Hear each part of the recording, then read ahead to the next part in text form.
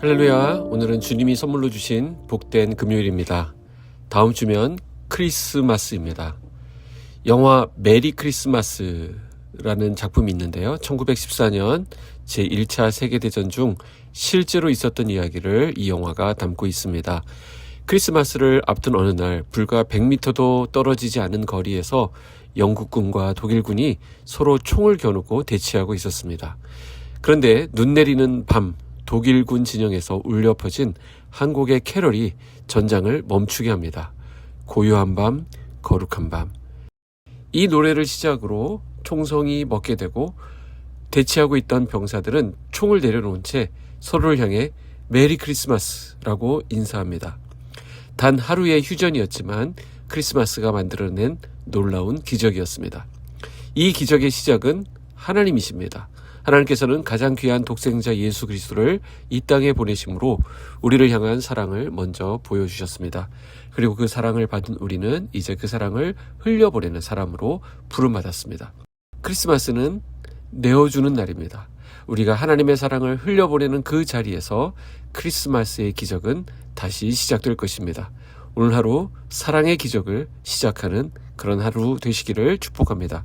함께 묵상할 말씀은 오늘 매일 성경 가이드를 따르지 않고요. 시편 148편을 이어서 보도록 하겠습니다. 할렐루야. 하늘에서 하나님을 찬양하며 높은 데서 그를 찬양할지어다. 그의 모든 천사여 찬양하며 모든 군대여 그를 찬양할지어다. 해와 달아 그를 찬양하며 밝은 별들아 다 그를 찬양할지어다. 하늘의 하늘도 그를 찬양하며 하늘 위에 있는 물들도 그를 찬양할지어다. 그것들이 여호와의 이름을 찬양함은 그가 명령하심으로 지음을 받았음이로다. 그가 또 그것들을 영원히 세우시고 패하지 못할 명령을 정하셨도다. 너희 용들과 바다여 땅에서 여호와를 찬양하라. 불과 우박과 눈과 안개와 그의 말씀을 따르는 광풍이며 산들과 모든 작은 산과 과수와 모든 백향목이며 짐승과 모든 가축과 기는 것과 나는 새며 세상의 왕들과 모든 백성들과 고관들과 땅의 모든 재판관들이며 총각과 처녀와 노인과 아이들아 여호와의 이름을 찬양할지어다. 그의 이름이 홀로 높으시며 그의 영광이 땅과 하늘 위에 뛰어나심이로다. 그가 그의 백성의 뿔을 높이셨으니 그는 모든 성도 곧 그를 가까이 하는 백성 이스라엘 자손의 찬양받을 이시로다. 할렐루야. 아멘. 어제 우리가 묵상했던 시편 147편이 왜 하나님을 찬양해야 하는가 라는 것을 설명했다고 한다면 오늘 본문 시편 148편은 한 걸음 더 나아가서 누가 하나님을 찬양해야 하는가 라는 것을 보여줍니다. 시편 148편은 분명히 알려줍니다. 누가 찬양하라는 거예요? 온 세상아 찬양하라 라고 촉구합니다. 예수님을 인격적으로 만나고 나서 우리가 가장 먼저 누리게 되는 은혜는 내가 얼마나 큰 죄인인지 깨닫게 되는 것입니다.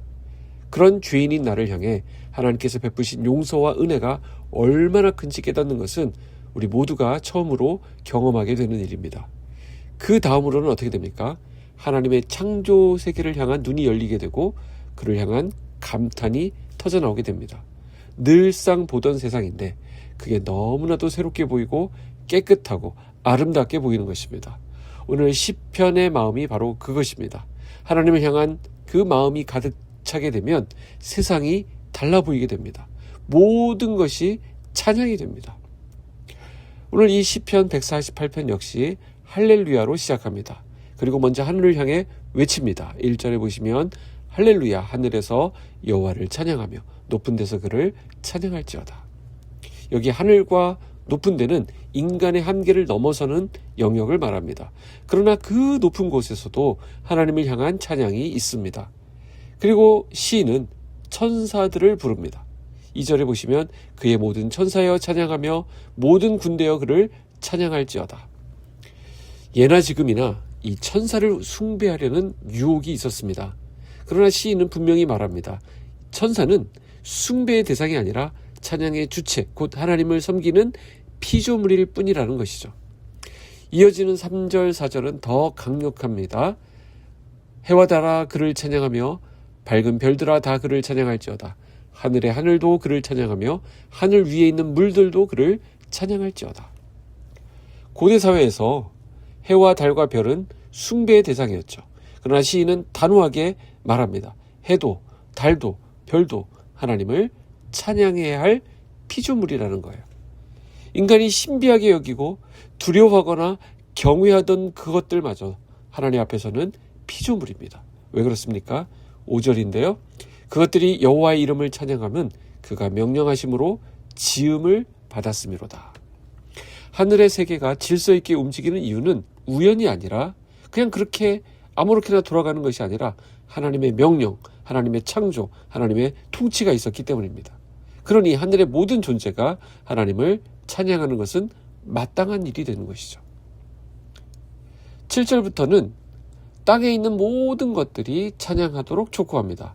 7절 이하에 보시면 너희 용들과 바다여, 그리고 불과 우박과 눈과 안개, 광풍, 산들과 작은 산, 과수와 백향목, 짐승과 가축, 기는 것과 나는 새, 이렇게 쭉 언급이 됩니다. 시인은 말합니다. 사람이 두려워하는 바다도 괴물도 하나님 앞에서는 찬양의 대상이 아니라 찬양해야 할 피조물이라는 거예요.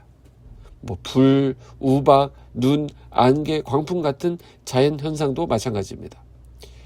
오늘 현대에는 과학이 발달하여서 이러한 자연 세계에서 나오는 현상들을 어느 정도 설명은 할 수 있을지 몰라도 막상 폭우와 태풍, 지진 앞에서 우리 인간은 너무나도 무력합니다.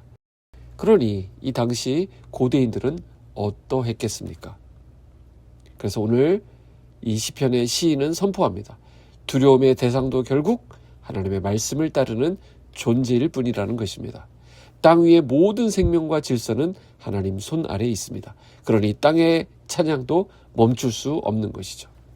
이제 11절 이후로는 시편이 절정으로 들어가게 되는데 하늘과 땅을 부른 뒤에 이제 하나 남았죠? 누굽니까? 사람을 부릅니다. 11절에는 지위 고하를 막론하고 또 남녀노소를 막론하고 모두가 찬양해야 한다라고 말합니다. 왜냐하면 이 사람은 하나님을 찬양하도록 지음받았기 때문입니다. 이사야 43장 21절이죠. 이 백성은 내가 나를 위하여 지었나니 나를 찬송하게 하려 함이니라. 사람은 하나님을 찬양하도록 지음받았습니다.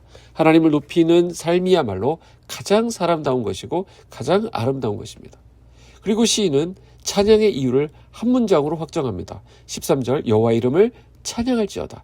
그의 이름이 홀로 높으시며 그의 영광이 땅과 하늘 위에 뛰어나시미로다. 하나님은 어떤 분이신가요? 홀로 높으신 분이십니다. 주기도문에서 우리가 이름이 거룩히 여김을 받으시오며 라고 기도하듯 하나님의 높으심은 하나님의 자녀들의 구별된 삶을 통해 더 분명하게 드러나게 됩니다. 마지막 14절은 놀라운 은혜의 결론이라고 할 수 있습니다. 14절 그가 그의 백성의 뿔을 높이셨으니 그는 모든 성도 곧 그를 가까이 하는 백성 이스라엘 자손의 찬양받을 이시로다. 할렐루야. 자, 여기서 뿔 나오죠. 뿔은 힘과 영광과 승리와 구원을 의미합니다. 하나님은 자기 백성을 높이시는 분이십니다. 출애굽이 그 대표적인 사건이에요. 홍해를 건너 노예에서 자유인이 되었을 때 백성은 찬송했습니다. 그러나 그 찬송이 오래가지 못했습니다. 하나님 자체를 기뻐한 것이 아니라 하나님이 주시는 것들의 마음을 빼앗겼기 때문입니다. 오늘 이 시편 말씀이 우리를 다시 붙잡아 줍니다. 하나님을 목적으로 살면 새소리도 찬양으로 들립니다. 자연도 일상도 우리의 삶도 하나님을 향한 노래가 됩니다. 사랑하는 성도 여러분, 오늘도 하나님께서 우리에게 맡겨주신 그 삶의 자리에서 우리에게 생명을 공급하시고 우리의 뿔을 높이시는 하나님만을 목적으로 살아가는 그런 은혜가 있기를 주님의 이름으로 축복합니다. 네, 오늘 새벽 묵상은 찬양을 하나 선물로 들려드리도록 하겠습니다.